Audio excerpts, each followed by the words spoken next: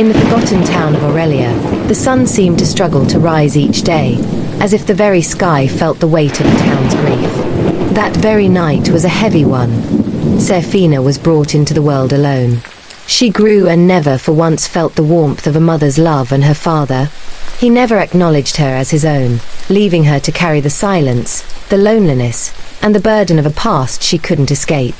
Her father, Mr. Rayner, remarried when Seraphina was still a young child.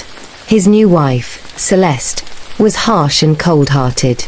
Celeste also had a daughter, Ivy, who was only 2 years younger than Seraphina. However, the two girls lived in completely different worlds. While Ivy was showered with praise, Seraphina was blamed for everything. Ivy wore beautiful clothes and jewelry, while Seraphina wore hand-me-downs and labored with weary hands. If Ivy broke something, Seraphina was the one punished. If Celeste was upset, Seraphina bore the brunt of her harsh words. Although the house was spacious, it never felt like home to Seraphina. She was treated more like a servant, a shadow, a burden, never a daughter. There was, however, one place where Seraphina felt a sense of freedom, the small storeroom behind the kitchen. In it, she kept her most treasured possessions, scraps of fabric, an old pair of scissors, a box of threads, and her secret sketchbook. Whenever she could steal a quiet moment, she would sit and sketch dresses, coats, pants, and gowns. Things she imagined seeing in magazines or on wealthy women who passed down her dusty street. She even sewed little outfits from discarded fabric, wearing them when no one was around, gazing into the cracked mirror, whispering, "One day." Her dream was simple but profound, to attend fashion school and eventually create her own brand, designing clothes for girls like her, those who had always been made to feel like they were not enough. But in Zenari, dreams were heavy, especially for a girl no one believed in. Still, Seraphina clung to hers. Meanwhile, in Rivertown, a bustling city a few hours away from Zenari, the rain had just ceased, leaving the streets gleaming like glass. Mr. Rayner was there, as usual, on a business trip, seeking potential investors for his struggling wood business, which had been quietly deteriorating. He was tired and angry. The last meeting had gone badly. His phone kept buzzing with unpaid bills and complaints from workers back in Aurelia town. Nothing was working anymore. As he walked through the streets, hoping for a miracle, he noticed a man trimming hedges near the corner of a tall white house. The man looked familiar, his grey shirt soaked with sweat, hands covered in leaves and dirt. When the man turned, their eyes met. "Mr. Alistair," Mr. Rayner said, surprised. The man stood up straight, wiping his forehead. "Rayner, is that really you?" It had been over 15 years since he had last seen him. Mr. Rayner thought to himself. Mr. Alistair Williams, once the respected polished businessman who had helped him start his own business, was now working as a gardener. They shook hands, and Mr. Alistair offered a weak smile. "You look well," he said. "I've seen better days," Mr. Rayner replied. "But what about you? You don't look so well." Alistair sighed. "It's a very long story, a very unfortunate event. Everything fell apart. My business partner betrayed me, took the company, convinced the board I was the problem. Even my investors left. I used up my savings trying to fight it in court and lost everything." Mr. Rayner blinked. "But you were doing so well." "Not anymore," Mr. Alistair said with a small laugh. "Now I work here. The owner is kind, gave me a small place to stay, and I still have my son." "Yes, Emery," Mr. Rayner recalled. "How is he?" "He was a little boy when I last saw him." Alistair's smile faded. "Not good. He had a terrible accident. He's in a wheelchair now, barely talks. I feel so bad for him. I'm not getting any younger, and I would like to get him a wife that can keep him company, but no woman wants to marry a man who can't walk and has no money." Mr. Rayner stared at him, his mind suddenly racing. A poor man, a disabled son, a desperate father. Then, like lightning, the thought hit him. Seraphina. Mr. Rayner leaned closer.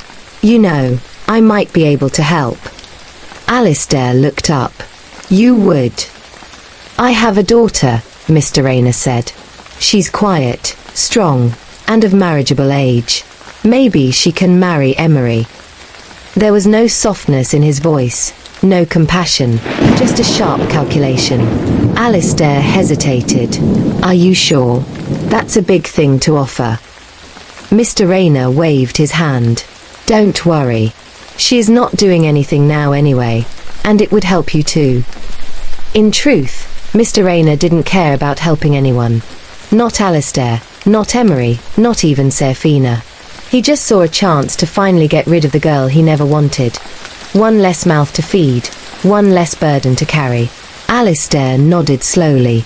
Let me speak to Emery first. Mr. Rayner smiled to himself as he walked away. After exchanging contact information with Mr. Alistair, he had no intention of asking Seraphina what she wanted. This was perfect. Mr. Rayner returned home to Zenari with a smile on his face, something rare these days. He didn't waste time. That same evening, he called his wife Celeste into the sitting room and told her everything about meeting Mr. Alistair, about Emery, and about his plan for Seraphina. Celeste's reaction wasn't surprise. It was pure excitement. She laughed, clapping her hands. Oh, finally, that girl will be someone else's problem. But he's disabled, Mr. Rayner said. Celeste shrugged. Even better. She'll be stuck in one place. No running back here crying. And besides, it's not like any man from Zenari was looking at her. Just then, Ivy walked in, already dressed in a fancy gown she had begged her father to buy the week before. What's going on? She asked, chewing gum. Mr. Rayner looked proud. Your sister is getting married. Ivy blinked, then burst into laughter. To whom? A beggar. Something like that, Celeste replied with a wicked grin. A poor, broken man in a wheelchair. Oh wow, Ivy said, smirking. Finally, she should thank us. No one else would ever want her. None of them thought to tell Seraphina. The next morning, Mr. Alistair arrived. He stepped out looking humble but tidy. Celeste called Seraphina from the backyard, where she had been washing clothes since dawn. Pack your things, Celeste said. You're leaving. Seraphina frowned. Leaving? Why? Your husband's waiting, Ivy added, leaning against the wall with her arms crossed. Hope you like wheelchairs. Seraphina froze.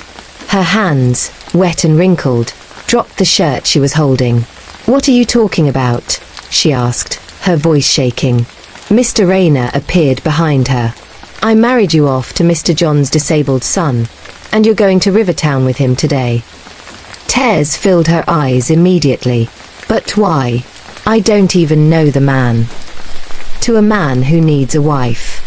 I already collected the bride price in full, so you do not have a choice, Mr. Rayner snapped.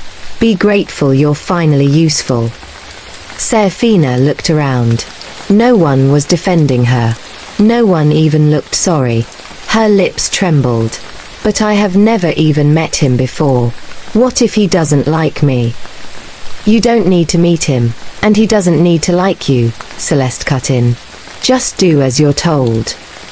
With nothing but a small bag of clothes and her precious sketchbook tucked safely under her arm, Seraphina followed Mr. John out of her father's compound. No hug. No goodbye. Just silence. Rivertown was different. Seraphina looked out the window of the commercial bus just as they arrived in Rivertown. The roads were wide and smooth. The buildings were tall and beautiful. People walked quickly with purpose, dressed in neat clothes and holding fancy phones. It felt like a different world. They finally stopped at a large, quiet compound with tall trees and colourful flowers. Mr. John led her past the big mansion into a smaller house at the back, a clean, tidy boys' quarters. This is your new home, he said softly with a kind, welcoming smile. Seraphina looked around. It was simple but peaceful. A small living room, a neat bedroom, a clean bathroom. She had never seen anything so calm. I'll bring Emery shortly, Mr. John said, then left. She sat quietly on the edge of the bed, heart racing.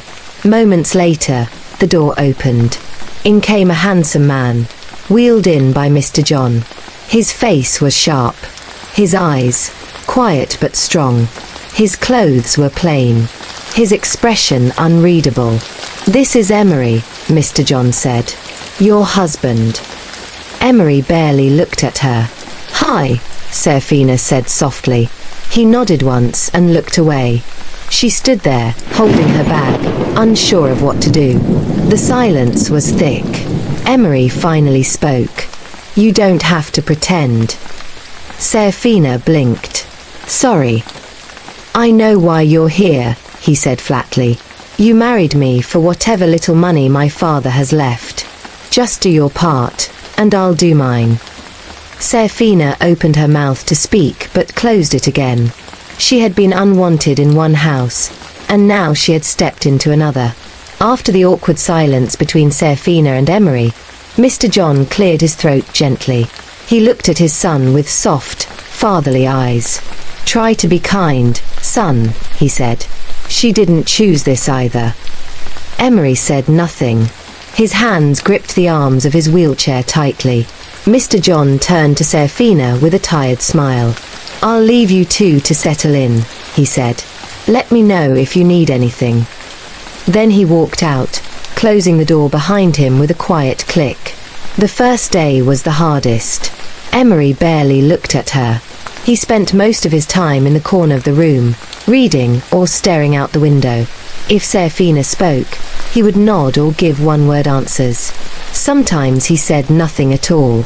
She tried to make the house feel like a home, sweeping, cooking, even folding his clothes neatly. When she placed a warm bowl of rice and stew in front of him one evening, he only said, "You don't need to act. I don't need your pity." That night, Seraphina cried silently on her side of the bed, holding her sketchbook like a pillow. But in the morning, she got up and tried again. Days passed like that. She would do the chores and cook, and when Emery ignored her, she simply stayed quiet. She started sewing again, using old shirts of his that were too loose or too worn. She didn't ask permission. She just did it. She fixed the torn sleeve of his white shirt, added buttons to a faded jacket, and made him a new pillow cover from leftover fabric she found in the storage room. At night, she sketched designs in her book, ideas for jackets, dresses, and outfits she dreamed would one day walk on real runways. It was the only thing that made her feel like herself. Emery noticed. At first, he said nothing, but he noticed the clothes she repaired. He noticed how she didn't ask for anything, how she didn't complain, how she smiled at Mr. John every evening and offered him the bigger portion of food, even when they had little. One afternoon, Emery watched from the window as his father laughed over a burnt pot of beans. Her laughter was soft but real. It stirred something in him. Later that night, as Seraphina was threading her needle by the dim lamp, Emery finally spoke. "That jacket, the one I wore today." Seraphina looked up, surprised. "Yes, you fixed it." She nodded. It had a tear near the elbow. "I hope it's okay." He paused. "It fits better now." Seraphina smiled. "I'm glad." Then silence again. But this time it wasn't as heavy. Mr. John continued working in the gardens of the mansion. He came home with sore hands and dirt under his nails, but he always brought fresh fruits or vegetables for their small meals. They didn't have much, but it was quiet, and no one called her useless. For the first time in her life, Seraphina felt something that had been missing for years: peace. Even if Emery barely spoke and their home was small, she felt safe. Little by little, Emery began to see her. The air in Rivertown grew warmer as days passed, and Seraphina fell into a quiet routine. She woke early, made breakfast, cleaned the house, then spent hours sewing quietly by the window. But now, she wasn't just repairing Emery's old clothes. She was transforming them. She cut up shirts that were too faded, reshaped trousers that had lost their form, and stitched bold patterns from scrap fabric onto dull clothes. Piece by piece, she was creating something entirely new. Her fingers worked like magic, and soon, Emery's clothes looked like they came from a designer store. At first, Emery said nothing, but he wore them. Then, one morning, Seraphina wheeled Emery into the main compound to drop something off for his father. That's when Mr. Asher saw him. Mr. Asher, the young CEO of the massive fashion empire that owned the mansion, was talking to a client in the garden. But his eyes stopped on Emery's jacket. Clean lines, bold stitching, and unusual but beautiful fabric combinations. He walked over, curiosity in his eyes. "Nice jacket," he said casually. "Where'd you get it?" Emery, unsure how to respond, looked down. "My wife made it." Asher raised a brow. "She designed this?" he asked, looking directly at her. Emery nodded once. Asher's interest deepened. "Wow." Later that afternoon, Mr. John came home, followed by Mr. Asher, who wore a perfectly tailored designer shirt and sunglasses with polished shoes. Seraphina stood frozen at the door, hands still holding a spool of thread. "Hello, Seraphina," Asher said warmly. "I must confess, I like what I saw earlier. Your design. It's incredible." Seraphina blinked, not knowing what to say. "You have talent," he continued. "Natural, raw, untrained, but brilliant. I own a fashion company, and I'd like to offer you a spot as an intern. You'd work under our design team, learn, grow, maybe even launch your own line someday." Seraphina's heart raced. Her eyes darted to Mr. John, then to Emery. "I've never worked in a company before," she said softly. "You don't need experience," Asher replied. "You have vision. That's enough." He handed her a card, smiled, and left. That night, the house was quiet. Seraphina sat with Emery and Mr. John, holding the business card like it was made of gold. "I want to take the offer," she said finally. "Not just for me, but for us." Mr. John listened carefully. "I know you've been working so hard to feed us and keep the lights on. If I earn something, even just a little, that can help. And maybe if I save up, I can still attend fashion school one day." She turned to Emery. "I won't abandon you. I'll still come home every day, cook, clean, whatever needs to be done. But I need this, just the chance to try." There was silence for a moment. Then Emery spoke. "Do it." Seraphina blinked. "Really?" He nodded. "You've earned it. You've already given so much." Mr. John smiled quietly, pride shining in his tired eyes. Seraphina looked down at the card again. For the first time, her dream didn't feel so far away. The morning after, Seraphina shared her dream. She woke up early, with a new light in her eyes. She didn't just want to dream anymore. She was ready to work for it. Mr. John walked her to the gate as she prepared for her first day at Jew Group, one of the biggest fashion brands in the country. "Oh, you can do this," Mr. John said quietly. Seraphina smiled, holding back tears. "You really think so, sir?" "I know so," Mr. John continued, his voice soft but strong. No one had ever believed in her before, not her father, not Celeste, not Ivy. But here she was, leaving for a job where someone saw her worth and encouraged her. Work at Deluxe Group was fast and demanding. Design boards, fabric sorting, last-minute fittings. It was a world Seraphina had never seen, but she soaked it all in like rain on dry soil. She worked with passion, stayed after hours, asked questions, and practiced every night. Within just a few weeks, her designs caught the attention of top managers. One of her sketches, an African-inspired jacket with modern cuts, won a regional award. People began to ask, "Who is this girl?" But no matter how tired she was, Seraphina always came home every evening. She would change out of her work clothes, cook for Emery and Mr. John, help Emery with his meds, tidy up the room, and check in with him before sleeping. In the mornings, she made sure his breakfast was ready and water boiled before rushing out. She never let her growing fame distract her from her home. At the office, eyes were watching. Mr. Asher noticed more than her designs. He noticed her smile, her quiet strength, the way she walked with grace and spoke with kindness. One afternoon, as she reviewed fabric samples, Asher came over with 2 cups of coffee. "Thought you could use a break," he said, offering her one. "Thanks," Seraphina said softly. "You're talented, Seraphina, but you're holding back." She frowned slightly. "I'm doing my best." "No," he said. "I mean your designs deserve global attention." He leaned closer. "With my help, you could study abroad, meet the best designers, launch your own brand. I can give you that, everything you've ever wanted, if you let me in." Seraphina went still. "I'm married," she said, her voice calm but firm. Asher smiled to a man in a wheelchair.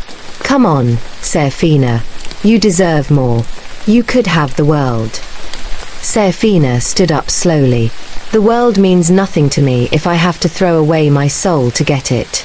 I have a husband who believed in me before anyone else did. I'm not leaving him, Asher." Asher smiled. She walked away holding her dignity like a crown. Later that week, she met a new intern named Rachel. They shared lunch and swapped stories. But when Seraphina told Rachel about turning down Asher's offer, Rachel stared. "Are you serious? You're wasting your chance for what? A poor man who can't walk?" Seraphina smiled gently. "He may not walk, but he stands by me better than anyone ever has. And I think I am beginning to like him. I miss him so much every time I am at work." Rachel didn't understand, but Seraphina didn't expect her to. She was just happy to be with Emery, even though she didn't know if he felt the same way. At least he treated her much better now. A few weeks after that, things at work began to change. Whispers floated in the hallways of Dak's group. Some said Seraphina was only rising because of her connection with Mr. Asher. Others claimed she was secretly dating him. The award she won, they said, was a gift, not talent. Seraphina heard the rumors in the lunchroom, in the corridors, even from people she once greeted with smiles. Her heart ached, but she said nothing. Rachel, her new friend, leaned closer one afternoon while they folded sample fabrics. "You know," Rachel began, "most girls would give anything to be in your shoes. I mean, Mr. Asher is young, rich, and handsome. They're already bad-mouthing you when you aren't even with him. So why not just do it? You think people care about the wheelchair guy you go home to and that tiny little boys' quarters you live in?" Seraphina dropped the fabric slowly. She looked Rachel in the eyes and said, "I don't care about what outsiders think. I didn't marry Emery for money or attention. I married him because for the first time in my life, I found peace. And I'm not giving that up for anyone." Rachel rolled her eyes. "Peace won't pay bills, Seraphina. You have your whole future ahead of you." Seraphina smiled faintly. "Maybe not, but it gives me something money never gave me. Freedom." That evening, Seraphina came home quieter than usual. Emery noticed. He watched as she folded laundry in silence, her shoulders slouched. She didn't hum like she usually did. Her hands moved more slowly. After dinner, he rolled over beside her on the couch. "You okay?" he asked gently. She nodded, but her eyes were tired. "What happened?" he pressed.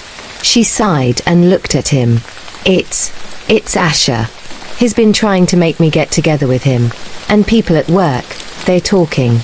They think I'm with him, that I'm using him to climb." Emery looked away. "I'm sorry," she said quickly. "I didn't mean to upset you." It's not you," Emery said quietly. She blinked. "What do you mean?" He took a deep breath. "Maybe you should go. Maybe Asher is right. You could have the world. Why waste it here with a disabled man like me?" Seraphina sat up straight, eyes burning. "Don't say that. I can't walk, Seraphina. I can't even stand beside you when people insult you. I can't give you what he can." She reached for his hand. "But you gave me what nobody else ever did." Emery looked at her. "You gave me kindness, patience, and respect. You saw me when I felt invisible. I don't want cars or mansions. I want you, Tears filled his eyes.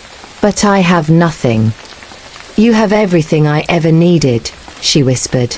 And then, for the first time since their wedding, she kissed him. It was soft at first, then stronger, the kind of kiss that says, "I choose you no matter what." In that moment, they weren't a broken man and a forgotten girl. They were home. Later that night, the stars above were soft and steady, like they were listening too. Inside the small house behind the mansion, Emery sat beside Seraphina, his fingers gently brushing hers. The kiss they had shared still lingered between them, warm, real, and honest. He looked at her for a long time, then he sighed deeply. "I need to tell you something." "Everything." Seraphina turned to him, eyebrows raised, but she said nothing. Emery's voice was low, steady. "Seraphina, I'm not poor." She blinked. "What?" "I'm not just some broken man living behind a rich man's house. This mansion, the company, the brand, it's all mine. I own it." Seraphina stared, confused. "But Asher." "Asher is my personal assistant," Emery explained. "My public face. After my accident, I didn't want to be seen anymore. I didn't want pity, so I stayed behind the curtain and let him handle things on the surface."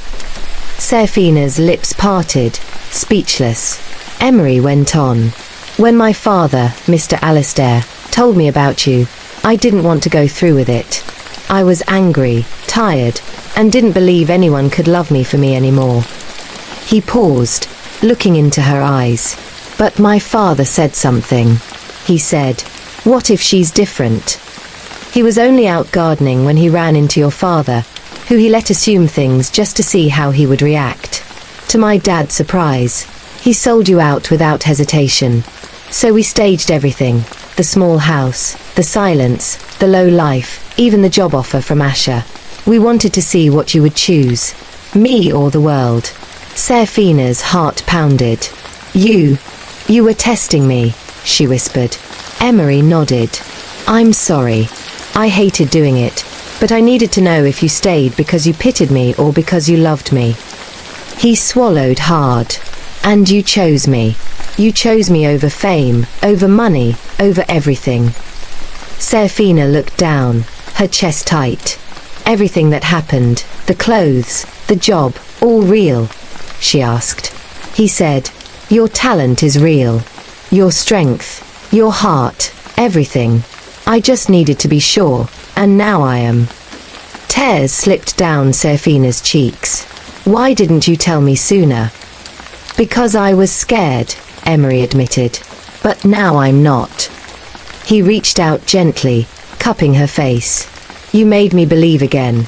In people, in love, in second chances."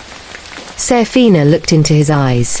Eyes that once held pain, now full of hope. "I didn't stay because of money," she said softly. "I stayed because you made me feel safe, seen, like I mattered." Emery nodded, tears in his own eyes. "And you do.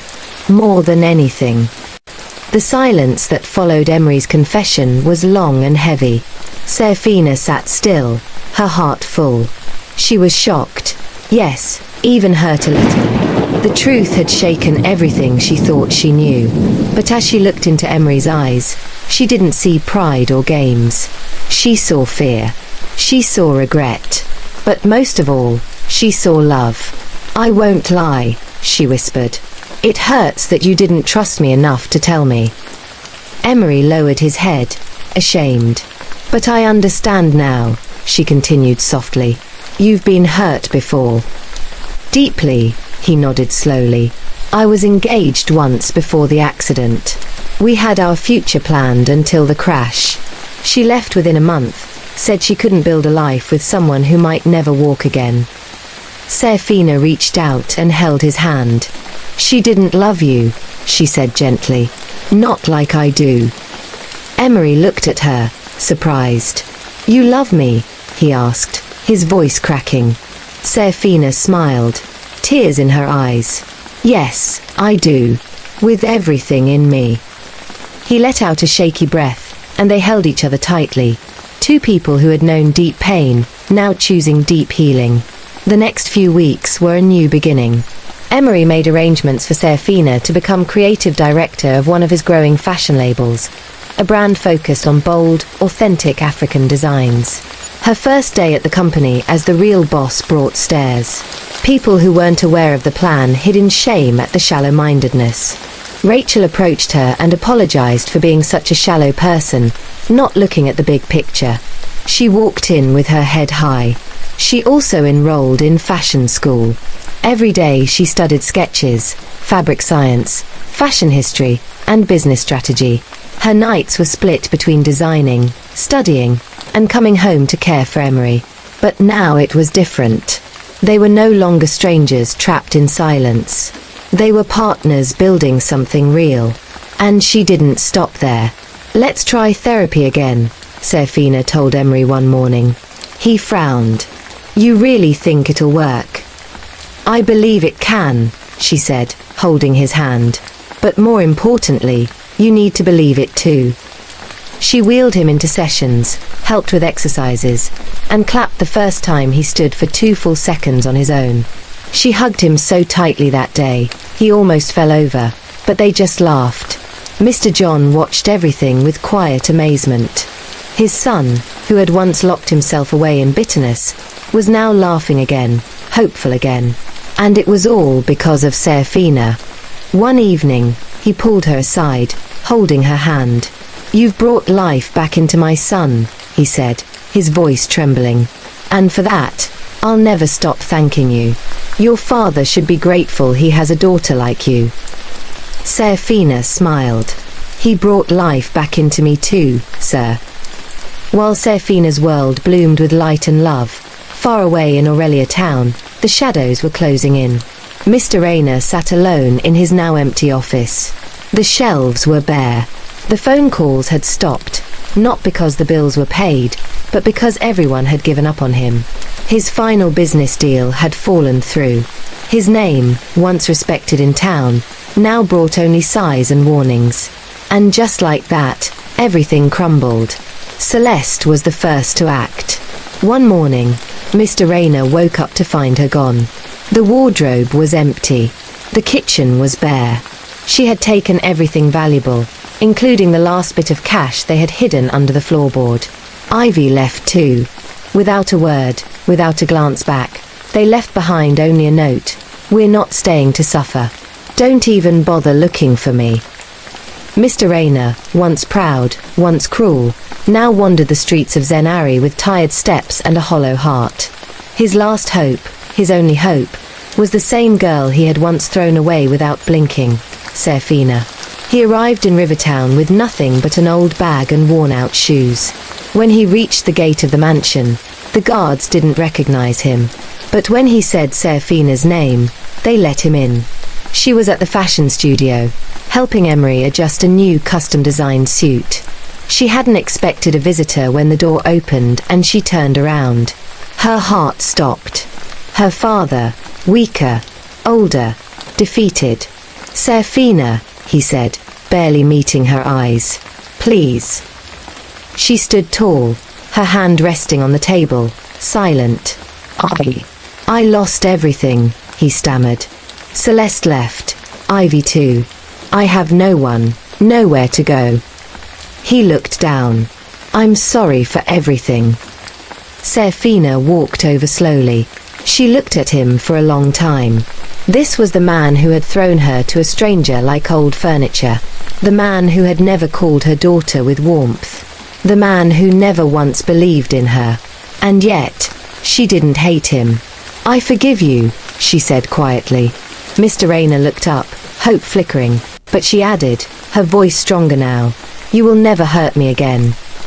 She pulled out her phone, sent money to clear his rent for the next few months, and then turned to the assistant nearby. "Make sure he gets food before he leaves." Mr. Rayner opened his mouth, but no words came. Seraphina walked back to Emery's side without another glance. She closed the door. In that moment, the girl once abandoned stood taller than ever, not with revenge, but with peace. After her father left, Seraphina sat quietly in the garden behind the mansion. She didn't cry. She didn't celebrate. She simply breathed, because for the first time in her life, she had truly let go. She had chosen peace over pain, healing over hate, and with Emery by her side, she felt ready for whatever came next. Emery, watching all this unfold, felt something shift deep inside him. He had spent so long believing he didn't deserve happiness, but Seraphina's love, her courage, her forgiveness, her fire, had changed everything. That week, he doubled his therapy sessions. He pushed harder, sweated more, and stopped making excuses. And then, one morning, he stood. It was shaky, it was slow, but he stood without anyone holding him. Seraphina walked into the therapy room, arms full of fabrics, and stopped in her tracks. Emery looked at her, smiling through tears. She dropped everything and ran to him, holding him tight as he balanced with the help of a rail. "I knew you could," she whispered into his chest. He hugged her back. "Because you believed." A month later, Emery had another surprise. He blindfolded Seraphina and took her to a quiet part of Rivertown. When she opened her eyes, she gasped. In front of her stood a white mansion, bright in the afternoon sun. The gates opened to reveal a beautiful garden, a long driveway, and walls lined with paintings of her designs. Emery took her hand. "This is yours." She followed him inside. Every room had a piece of her first sketchbook now framed, her handmade dresses now displayed, and in the center of the house, a fully equipped fashion studio glowing with light and possibility. "I wanted you to have a space where your dreams don't just live, they fly." Seraphina turned to him, tears in her eyes. "How did I ever deserve you?" Emery smiled. "I ask myself the same thing every day." Seraphina completed fashion school that year, top of her class. With Emery's support and her own fire, she launched her own brand. Not just threads. Her designs walked international runways. Her face appeared on magazine covers. People spoke of her as the voice of a new generation in fashion, bold, brave, and deeply real. Yet every day after interviews and flights, she returned home to Emery, to their quiet dinners and long walks through the studio. And every morning, she woke up beside the man who once thought no one would ever love him. Two hearts, once broken, now whole. With her fashion brand blooming and her name celebrated across continents, Seraphina knew it was time for something even deeper. Not just clothes, not just fame, but change. She remembered the little storeroom back in Aurelia town, the one filled with scrap fabric, dust, and dreams no one believed in. She remembered how it felt to sew with trembling hands, unsure if she would ever be seen. And so, she created The Thread, a fashion institute for underprivileged children, especially girls from small towns like Zenari. They were taught to sketch, sew, dream, and rise, no matter who they were or where they came from. "We're not just making clothes," Seraphina told the students one day. "We're stitching back dignity." Months later, Seraphina began feeling tired more often. She brushed it off. Maybe it was the workload or travel, or just the weather. But when she nearly fainted during a design consultation, Emery insisted they go to the hospital. He held her hand tightly in the waiting room, nervous but calm. The doctor walked in with a wide smile. "Well," he said, flipping through the file, "you're not sick." Emery frowned. "Then what is it?" The doctor grinned. "You're pregnant." Seraphina's eyes widened. "Pregnant?" "Not just that," the doctor chuckled. "Twins." Seraphina gasped, covering her mouth. Emery froze, then let out a laugh that turned into a tearful, joyful sound. They hugged tightly, still unable to fully believe it. Two hearts now becoming four. A few weeks later, Seraphina and Emery walked into one of the biggest fashion galas of the year. Cameras flashed, people turned. But this time, she didn't walk in as the girl from nowhere. She didn't walk in as someone's assistant. She walked in hand with her husband.